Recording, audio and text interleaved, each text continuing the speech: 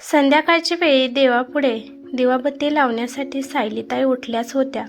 तोपर्यंत त्यांना दरवाजावर कोणीतरी येऊन उभा राहिलेलं दिसले. सायलीताईंनी मोठ्याने आवाज दिला, "कोण आहे?" पलीकडून आदराने आवाज आला, "काकू, मी कृष्णा आहे." कृष्णा आहे हे पाहून सायलीताईने मोकळा श्वास सोडला. पण त्या विचार करू लागले की यावेळी कृष्णा इथे कशाला आला असेल. बरं झालं राधाचे वडील घरी नाहीत, नाहीतर खूप मोठा हंगामा झाला असता, कारण त्यांना कृष्णा अजिबात आवडत नाही. सायलीताईने आदराने कृष्णाला आतमध्ये बोलावलं आणि म्हणाल्या, "बाळा, कसं काय येणं केलं?" कृष्णा थोडासा हसत म्हणाला, "काही नाही काकू, ते लग्नाची पत्रिका देण्यासाठी आलो होतो." सायलीताईने हसत त्याला विचारले, "अरे, कोणाचं लग्न आहे?" कृष्णा थोडासा लाजत म्हणाला, "काकू, माझंच लग्न आहे." तो म्हणाला की काकू, पुढच्या रविवारी लग्न आहे आणि सोमवारी रिसेप्शन आहे. तुम्हाला आणि काकाला नक्कीच लग्नाला यावे लागेल. सायलीताई नेहमी त्याला लग्न कर म्हणत होत्या, परंतु आज कृष्णा लग्न करत आहे हे ऐकून जरासं सायलीताईचं मन दुःखी झालं होतं. परंतु विचारातून बाहेर येऊन त्या म्हणाल्या, "थांब, मी तुझ्यासाठी काहीतरी बनवून आणते." कृष्णा उठून उभा राहिला आणि म्हणाला की नाही काकू, मला अजून खूप जागी पत्रिका वाटायला जायचं आहे. सायलीताई त्याला जाताना म्हणाल्या की बाळा, अभिनंदन, बरं झालं तू लग्न करत आहेस. आम्ही तुझ्या लग्नाला नक्कीच येऊ. सायलीताई खुश होऊन त्याला बोलत होत्या, पण मनात त्यांच्या वादळ निर्माण झालं होतं, कारण त्यांना वाटायला लागलं की आता कृष्णा दुसऱ्या कोणाचा तरी व्हायला लागला आहे. त्यांना वाटू लागलं की आता कृष्णावर माझा कोणताच अधिकार राहणार नाही, कारण कृष्णा हा खूपच संस्कारी आणि समजदार मुलगा होता. पहिल्यापासूनच सायलीताईला कृष्णा खूप आवडत होता. त्यांना नेहमी वाटत होतं की कृष्णा माझा जावई बनावा. त्याच्यासारखा जावई या जगात दुसरीकडे कुठेच सापडणार नाही. कृष्णा सायलीताईच्या समोरच्या गल्लीतील मुलगा होता आणि सायलीताईच्या मुलीचा राधाचा तो लहानपणापासूनचा मित्र होता. ते दोघे एकाच वर्गामध्ये शिकत होते. कृष्णा नेहमी राधाची मदत करत असायचा. शाळेमध्ये सुद्धा तिचा होमवर्क, तिला लागणारी प्रत्येक वस्तू तिला देत असायचा. लहानपणापासून राधाचं आणि कृष्णाचं एकमेकांच्या घरी येणं जाणं होत असायचं. कृष्णा आणि राधा वयाने लहान होते, म्हणून राधाच्या वडिलांनी जास्त त्यांच्याकडे लक्ष दिले नाही. पण माहीत नाही, जसे जसे कृष्णा आणि राधा मोठे होऊ लागले तसतसं राधाच्या वडिलांना कृष्णाचा खूप राग येऊ लागला. राधा आणि कृष्णाला समजत नव्हतं की तिचे वडील असे त्याच्यासोबत कठोरपणाने का वागत आहेत. पण इकडे कृष्णा आणि राधाचं प्रेम खूप अफाट वाढलं होतं. त्या दोघांना पण एकमेकांची साथ खूप आवडत होती, परंतु माहीत नाही, तिच्या वडिलांना तो तिच्यासोबत असल्यावर आवडत नसायचं. त्यामुळे वडिलांची नजर चुकून कधी कधी राधा कृष्णाच्या घरी जाऊन त्याच्या नोट्स घेऊन येत असायची. हळूहळू कृष्णाला राधाच्या घरी तिचे वडील त्याला येऊन देत नव्हते. ते दोघं एकमेकांना एवढे प्रेम करत होते की ते दोघे पण त्यांच्या आयुष्यात दुसरी कोणाची कल्पना पण करणार नव्हते. सायलीताईच्या डोळ्यासमोर दोघांचं प्रेम अफाट फुललं होतं. त्या दोघांचं प्रेम मिळणार नाही हे कळाल्यावर सायलीताईला खूप दुःख झाले, कारण सायलीताईला माहीत होतं की त्यांचे पती कृष्णा आणि राधाच्या लग्नासाठी कधीच तयार होणार नाहीत. त्याला एकच कारण होते, ते म्हणजे गरिबी. कारण कृष्णा हा गरीब घराण्यातील होता, त्यामुळे तो राधाच्या वडिलांना अजिबात आवडत नव्हता. त्याचे वडील एका कपड्याच्या दुकानावर काम करत होते. कृष्णाच्या घरात एक छोटा भाव आणि एक छोटी बहीण आणि आई वडील होते. त्यामुळे या महागाईच्या काळात त्यांचं पोट भरणे आणि गरजा भागवणे खूप मुश्किल होतं. कृष्णाच्या वडिलांच्या पगारीवर घर भागत नाही हे पाहून कृष्णाची आईसुद्धा दुसऱ्यांच्या घरी जाऊन धुणी भांडी करत असायची. राधाच्या वडिलांचे त्या शहरामध्ये कपड्याचे 2-2 मोठे दुकान होते. राधाचे वडील खूप मोठे व्यापारी होते. राधा सायलीताईंना एकुलती एक मुलगी होती, त्यामुळे ती माहेरी राजकुमारीसारखी राहत होती. पण याच राजकुमारीवर जर आभाळ कोसळले तर काय परिणाम होतात हे तर आपल्याला माहीत आहे. सायलीताई विचार करतच होत्या, तोपर्यंत कोणाचा तरी फोन आला आणि त्या विचारातून बाहेर आल्या. त्यांनी पाहिलं की त्यांच्या मुलीचा राधाचा फोन होता. ती सध्या अमेरिकेमध्ये राहत होती. ती फोनवर विचारत होती की आई कशी आहेस? इथे माझ्या नवऱ्याचं सार्थकचं काम व्यवस्थित सुरू आहे आणि विशाखा पण आता शाळेमध्ये जाऊ लागली आहे. आई, तू आणि बाबा इकडे कधी येणार आहात? आणि बाबाची तब्येत आता कशी आहे? आणि अजून पण खूप काही राधा तिच्या आईला बोलत होती. पण सायलीताईच्या डोक्यात हा विचार आला की राधाला कृष्णाबद्दल विचारायचं नाही का?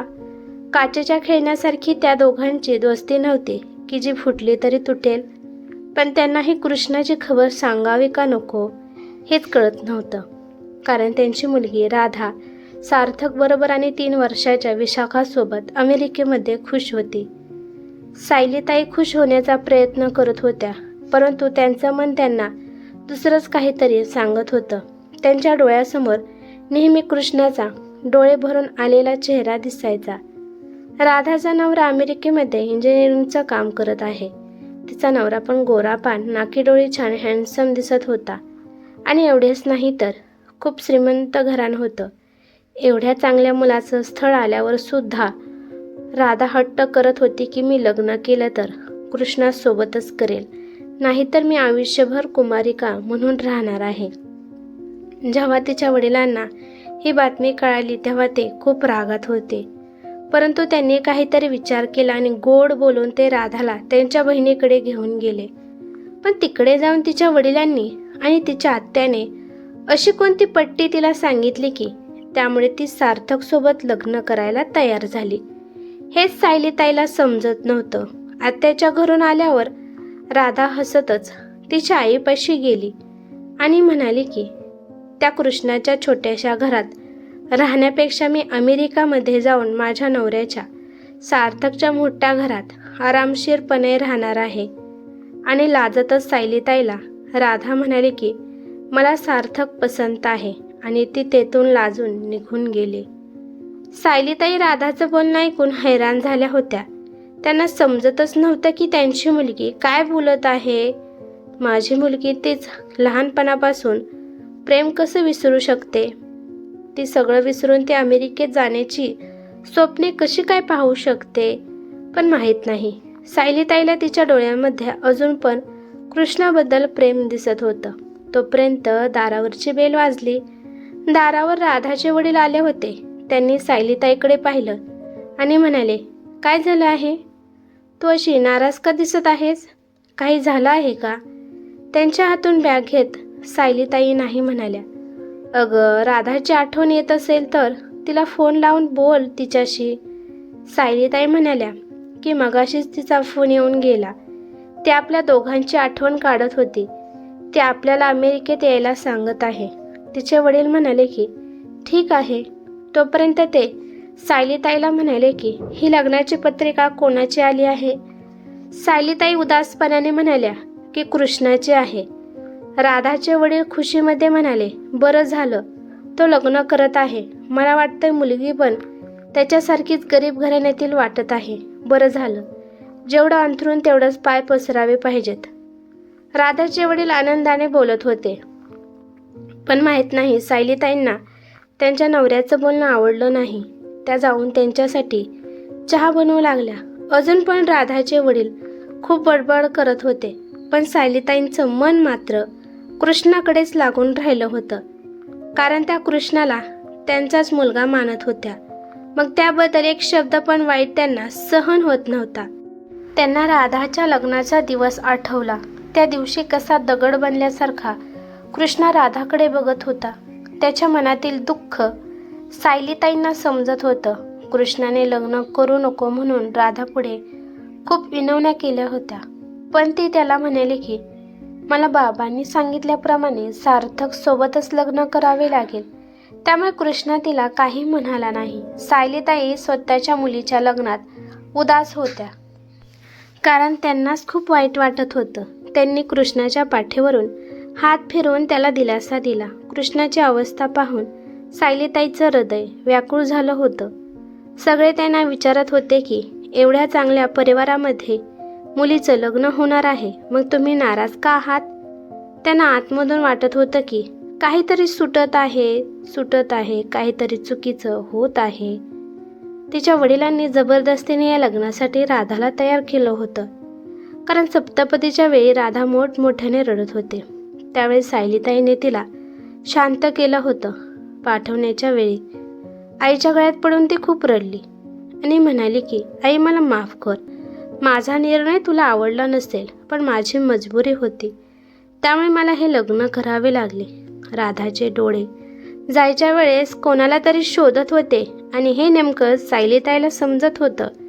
राधाची पाठवणी कृष्णा पाहू शकत नव्हता, म्हणून तो निघून देवळात गेला होता. राधा गेल्यावर सायलीताईच्या घराचं अंगण जणू ओरडून ओरडून काही सांगत होतं की काही नाती मनाची सुद्धा पक्की असतात आणि ती नाती कुणाला दिसत जरी नसली तरी ते नाती निभावत असतात. राधाचं लग्न झाल्यापासून जेव्हा पण सायलीताईंना कृष्णा दिसत असायचा तेव्हा त्यांचं मन तार तार तुटत असायचं. राधाच्या लग्नाला आता 5 वर्ष झाले होते आणि इकडे या 5 वर्षात कृष्णा राधाच्या आठवणीमध्ये एक दिवस घालवत होता. खूप कठीण प्रसंगानंतर तो आता लग्न करायला लागला होता. सायलीताई त्याला समजावत होत्या की बाळा, आता तुला नोकरी लागली आहे, त्यामुळे तो आता लग्न कर. पण नेहमी हसून कृष्णा तो विषय टाळत होता. कृष्णा आणि त्याचा लहान भाऊ दोघे पण चांगल्या नोकरीला लागले होते. शिवाय संध्याकाळच्या वेळी ते लहान मुलांचे ट्युशन पण घेत होते. 1 वर्षापूर्वी त्यांच्या छोट्या बहिणीचं पण लग्न एका चांगल्या घरात लावून दिले होते. आता त्यांच्या आईचं पण काम त्याने थांबवलं होतं. घरात आता कशाचीच कमी नव्हती. बघता बघता कृष्णाने त्याच्या वडिलांसाठी एक किराणा स्टोअरचं दुकान पण काढून दिलं होतं. त्यामध्ये त्याचे वडील दिवसभर बसत होते. कृष्णा खूपच गुणी आणि आज्ञाकारी मुलगा होता. त्यामुळे कृष्णा हा आपला नसून दुसऱ्याचाच आहे असं सायलीताईच्या मनात कधीच येत नव्हतं. त्याला त्यांचाच मुलगा समजत होत्या. लग्न खूप दूर होतं, त्यामुळे लग्नात सायलीताई जाऊ नाही शकल्या, परंतु रिसेप्शन दिवशी जाणं त्यांचं ठरलं होतं. त्याप्रमाणे सायलीताईने एक छोटंसं गिफ्ट आणून ठेवलं होतं. या 5-6 वर्षात नात्यांची खूप उलटपलट झाली होती. सुरुवातीपासूनच सायलीताई कृष्णाला जावई मानत होत्या, परंतु आता त्याला मुलगा मानू लागल्या होत्या. कृष्णाच्या झालेल्या बायकोसाठी सायलीताईने गपचीप एक मस्त सोन्याचे कानातले खरेदी करून आणले होते. सायलीताई विचार करतात की माहीत नाही त्याची बायको कशी असेल. वेड्याने तर मला तिचा फोटोसुद्धा दाखवला नाही. रिसेप्शनचा दिवस आला. खूप गर्दी असून सुद्धा कृष्णा सायलीताईकडे आला आणि त्यांचा आशीर्वाद घेतला. हे पाहून त्याची बायको मीरा पण सायलीताईचा आशीर्वाद घेऊ लागली, पण सायलीताईंनी तिला लगेच मिठीत घेतले. सायलीताईंनी मीराला पाहिलं. मीरा सावळी होती, परंतु नाकी डोळे खूप छान होते. तिच्या रूपावरूनच ती किती सोज्वळ आहे हे कळत होतं. सायलीताई काही वेळ प्रेमाने मीराकडे पाहू लागल्या. ओळख करून देताना कृष्णा हळूच मीराला म्हणाला की ह्या राधाची आई आहेत. हे ऐकून मीराने लगेचच अजून एकदा सायलीताईला नमस्कार केला. सायलीताईच्या डोक्यात लगेच विचार आला की म्हणजे मीराला राधाबद्दल सगळं काही माहीत आहे. खरंच सगळं काही कृष्णाने तिला सांगितलं असेल का? प्रश्नार्थक दृष्टीने त्या कृष्णाकडे पाहू लागल्या. त्या काही बोलणार तेवढ्यात कृष्णाच्या आईने जबरदस्तीने त्यांचा हात पकडून जेवणासाठी घेऊन गेल्या. हळूहळू मीराने कृष्णाचं घर खूप छान सांभाळलं होतं. आयुष्यभर कष्ट केल्यामुळे मीरा तिच्या सासूला कोणत्याच कामाला हात लावून देत नव्हती. सगळी कामे ती एकटीच करत होती. कधी कधी मीरा सायलीताईला राधाच्या खुशालीबद्दल विचारत असायची. एके दिवशी सायलीताई मीराकडे गेल्या तेव्हा त्यांनी घरात पाहिले की खरंच घर तिने स्वर्ग बनवलं होतं आणि शिवाय ती जेवण पण खूप छान बनवत होती. मीरा स्वभावाने खूप गोड होती आणि कृष्णासारखाच तिचा पण स्वभाव होता. मनमिळाऊ होती एकदम मीरा. 15 दिवसांनी अचानक राधाच्या वडिलांची तब्येत बिघडली होती. त्यामुळे त्यांचं अमेरिकेला जाणं रद्द झालं होतं. कारण का तिच्या वडिलांना शुगरचा त्रास होता आणि त्यांची शुगर खूप वाढल्यामुळे त्यांना आराम घेण्यासाठी सांगितलं होतं. बाबाच्या तब्येतीबाबत कळाल्यावर राधा भारतामध्ये येऊ लागली. तिच्या नवऱ्याला सुट्टी नव्हती म्हणून ती आणि तिची मुलगी विशाखा दोघीच सायलीताईकडे आल्या. कृष्णासोबत राधा खूप भांडत असायची. ती अजून पण त्याच्यावर हक्क दाखवत होती. पण आता कृष्णासोबत दुसऱ्या मुलीला पाहून तिला काय वाटेल असा प्रश्न सायलीताईला पडला होता. एकदा बोलत बोलत सायलीताईने त्यांच्या मुलीला सांगितलं होतं की कृष्णाचं लग्न झालं आहे, पण यावरती फक्त एवढेच म्हणाली, चांगलं झालं त्याने लग्न केलं. असा पण किती दिवस तो एकटा राहणार होता. राधाला येऊन एकच दिवस झाला होता आणि तोपर्यंत बाहेरून मीरा आणि कृष्णा दोघेजण कुठेतरी फिरायला चालले होते. सायलीताईने खिडकीतून राधाला सांगितलं की ही कृष्णाची बायको मीरा आहे. राधा एकटक कृष्णाकडे पाहत होते आणि त्यानंतर तिने त्याच्या बायकोकडे पाहिलं. बायकोकडे पाहिल्यावर राधाने तोंड वाकडं केलं आणि म्हणाले, कृष्णाने असल्या सावळ्या आणि गावंढळसारखे दिसणाऱ्या मुलीसोबत लग्न केलं आहे. सायलीताई तिच्यावर ओरडत म्हणाल्या, अगं असं कोणाबद्दल वाईट बोलू नये. खरंच मीरा खूप गुणी मुलगी आहे. कसं तरी सायलीताईने राधाला समजावलं. तुला माहीत आहे राधा, जेव्हा रूप नसतं तेव्हा तिच्या गुणाची चर्चा होत असते. राधाला हे सगळं सहन होत नव्हतं. ती तिच्या आईला म्हणाली, जाऊ दे आई ग, हे सगळं चल पटकन, मला खूप भूक लागली आहे. पण तिच्या डोक्यात कृष्ण आणि मीराबद्दलच सुरू होतं. दुपारच्या वेळेस अचानक राधा तिच्या आईला म्हणाली की आई, मला कृष्णाला भेटायचं आहे. सायलीताई म्हणाल्या, संध्याकाळच्या 6 वाजल्यानंतर जा त्याला भेटायला. त्यानंतर तो ऑफिसमधून घरी येत असतो. पण हां, चुकून सुद्धा मीरासमोर त्याला काही बोलू नकोस. राधा म्हणाली की हो आई, मला आता सगळं कळत आहे. मी नाही काय म्हणणार. संध्याकाळी सायलीताईला सोबत घेऊन राधा आणि विशाखा कृष्णाच्या घरी गेले. गळ्यामध्ये अडकलेला असल्यासारखा आवाज करत राधा कृष्णाला लग्नाच्या शुभेच्छा देत होती. थोड्या वेळ कृष्णा तिच्याबद्दल आणि सार्थकबद्दल विचारू लागला आणि त्यानंतर तो तिच्या मुलीसोबत विशाखासोबत खेळू लागला. तोपर्यंत इकडे मस्तपैकी चहा मीराने बनवला होता. सायलीताई, राधा आणि कृष्णाची आई तिघीजणी गप्पा मारत बसल्या होत्या. खेळत असताना अचानक विशाखाने कृष्णाचे पाकिट घेतले आणि हवेमध्ये फेकून दिले. त्यामुळे त्याच्या पैशाबरोबर कृष्ण आणि राधाचा एक फोटो पण त्याच्या पाकिटामधून खाली पडला. तो फोटो पाहून सायलीताई आणि राधा एकदम दंग झाले. मीराने हसत त्याचे पाकिट उचलले आणि पैशासोबत तिने तो फोटो पण उचलला आणि तो फोटो तिने त्याच्या पॉकेटमध्ये ठेवला आणि हसत ती म्हणाली की राधाताई, तुम्ही लग्नाच्या आधी जीन्सवर किती छान दिसत होता आणि यांना पण या फोटोमध्ये पाहून तर मला हसायलाच येते, कारण का त्यावेळेस हे किती जाडे होते. तिचं बोलणं ऐकून राधाला आणि सायलीताईला समजलं की मीराला त्या दोघांबद्दल सगळं काही माहीत आहे. ज्या दिवशी राधा अमेरिकेला माघारी चालली होती त्यावेळेस काहीतरी गिफ्ट घेऊन मीरा तिच्या घरी आली आणि म्हणाली की हे धरा ताई, माझ्याकडून तुमच्यासाठी एक छानसं गिफ्ट. मला माहीत आहे की कृष्ण यांचं तुम्ही पहिलं प्रेम आहात, ते पण तुम्हाला अजूनपर्यंत विसरले नाहीत. ते तुमच्यावर खूप प्रेम करत होते आणि मी पण त्यांच्यावर खूप प्रेम करते. त्यामुळे माझा नवरा ज्याच्यावर जास्त प्रेम करतात ती वस्तूसुद्धा मला प्रिय आहे. मीराचं बोलणं ऐकून राधा हैराण झाली आणि हळूच तिला थँक्यू म्हणाली. कृष्णावर अधिकार दाखवणाऱ्या राधाला समजलं होतं की प्रेमाचं दुसरं नाव त्याग आहे. आज मीराच्या प्रेमापुढे तिचं प्रेम तिला क्षुल्लक वाटत होते.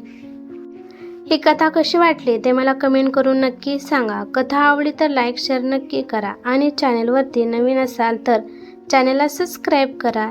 धन्यवाद.